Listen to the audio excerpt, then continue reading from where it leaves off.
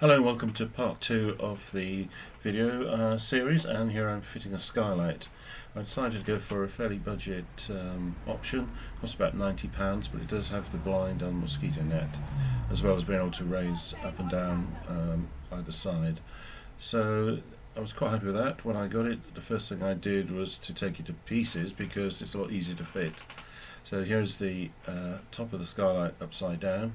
I had to disconnect the handles. Here are the blinds and mosquito net, which just had a simple clip to pull off. And here's the actual insert, which unfortunately wasn't 400 by 400. Probably plus or minus 3 millimeters, and it wasn't square. So to be on the safe side, I decided to make a template. Of course, I had to make sure that I knew which side was going forward, and so that I could put this on top of the roof and mark it out.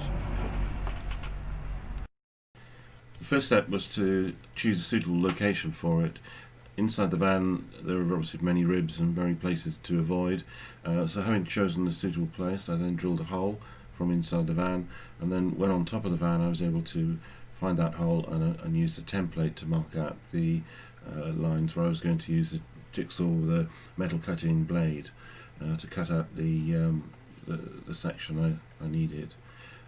This worked really well, and having done that, I then packed the spaces in between the ribs with the plastic putty, which brings everything level. Unfortunately, the central rib was higher than the two side ribs, which was a bit of a gotcha, and I had to bash that down with a hammer in order to get everything level. When everything was level, I used a lot of Silverflex to seal the skylight, and put a board and a large weight on top of it and let it set overnight. And the following day then I completed the installation by adding a packing strip so that the section underneath could grip onto the top section, and that all screwed in nicely, and here's the finished result with the ceiling insulation fitting around it currently. So quite happy with that, although they say there were some gotchas which you need to look out for.